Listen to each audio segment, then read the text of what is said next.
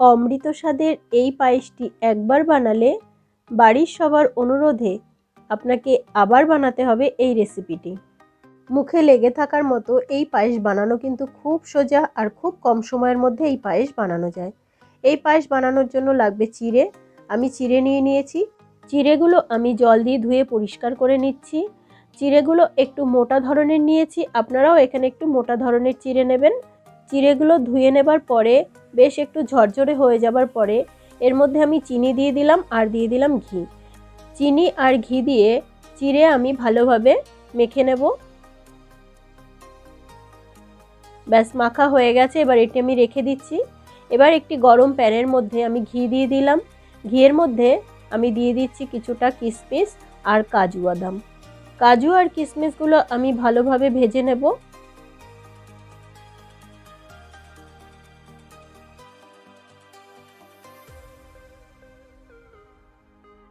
এটি ভালোভাবে ভেজে নেবার পরে আলাদা একটি পাত্রে আমি তুলে রাখছি। এবার ওই প্যানের মধ্যেই আমি চিড়েগুলো ঢেলে দিলাম। এখন চিড়েগুলো আমি 2 মিনিট মতো ভেজে নেব। আমি আগে থেকে চিড়ের মধ্যে যে একটু চিনি মাখিয়ে রেখেছিলাম আর এখন যে আমি চিড়েটাকে একটু ভেজে নিচ্ছি, এর ফলে পায়েস রান্নার পর চিড়েগুলো বেশ গোটা গোটা থাকবে আর সহজে ভাঙবে না। চিড়েগুলো 2 মিনিট ভাজার পরে এবার আমি একটি আলাদা পাত্রে তুলে রাখছি।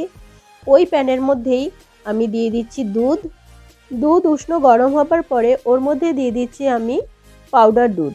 এই পাউডার দুধ দেবার ফলে দুধটা খুব শীঘ্রই ঘন হয়ে আসবে আর পায়েস খেতে কিন্তু অনেক বেশি সুস্বাদু লাগবে। পাউডার দুধ খুব ভালোভাবে মিশিয়ে নেবার পরে এবার দুধটাকে ঘন করার জন্য আমি এটিকে বেশ কিছুক্ষণ জাল দিতে থাকব। দুধ বেশ খানিকটা ঘন হবার পরে এর মধ্যে দিয়ে দিচ্ছি আমি 4টে এলাচ।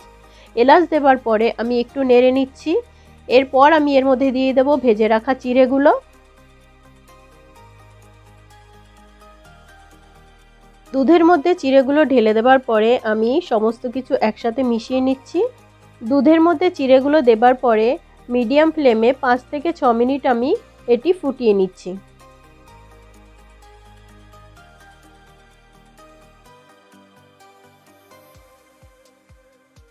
ছ মিনিট পরে এর মধ্যে আমি স্বাদমতো চিনি দিয়ে দিচ্ছি।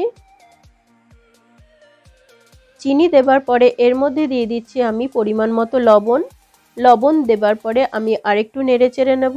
এখন এর মধ্যে দিয়ে দিচ্ছি আমি ভেজে রাখা কাজু আর কিশমিশগুলো। কাজু কিশমিশ দেবার পরে এই সময় কিন্তু আমি বারবার করে নাড়তে থাকবো, কারণ তলার দিকটা যদি ধরে যায় তবে পায়েস খেতে কিন্তু একদম ভালো লাগবে না। এখন এটি আমি নামিয়ে নেব। আগে থেকে দুধ জাল করা থাকলে মাত্র 10 মিনিট লাগে এই পায়েসটি তৈরি করতে। দেখুন বন্ধুরা, ঠান্ডা হবার পরে পায়েসটা কত ঘন হয়ে গেছে। একটি চিড়ের দানা আমি আপনাদের ভেঙে দেখাচ্ছি। দেখুন একদম মিশে যাচ্ছে, মানে এটি খুব ভালো সুসিদ্ধ হয়ে গেছে। এখন এটি পরিবেশনের জন্য আলাদা একটি পাত্রে আমি তুলে নিচ্ছি। বন্ধুরা, চিড়ে কিন্তু আমাদের শরীরের অনেক উপকার করে। চিড়া হজমের সহায়তা করে, গ্যাস অম্বল কমায়। এর মধ্যে প্রচুর পরিমাণে ফাইবার থাকায় এটি কোষ্ঠকাঠিন্য দূর করে। শরীরের মেদ কমাতেও সহায়তা করে এই চিড়ে। বন্ধুরা, এই পায়েস সুন্দর দেখানোর জন্য এর মাঝখানে আমি একটুখানি ঘি দিয়ে দিয়েছি আর চারপাশে কিছুটা কাজু কিশমিশ আর গোলাপ ফুলের পাপড়ি দিয়ে দিয়েছি। একদম ঝটপট অমৃত স্বাদের এই পায়েসের রেসিপি তৈরি হয়ে গেল। এই রেসিপি তৈরি করা খুবই সোজা আর খুব কম সময় লাগে। বন্ধুরা, আপনারা অবশ্যই একবার ট্রাই করে দেখবেন। আর আজকে আমার এই রেসিপি আপনাদের কেমন লাগলো তা কমেন্ট করে আমাকে জানাতে পারেন। ভালো লাগলে লাইক শেয়ার করবেন আর বিথিকার রান্নাঘর এই চ্যানেলটি সাবস্ক্রাইব করে পাশে থাকার অনুরোধ রইল।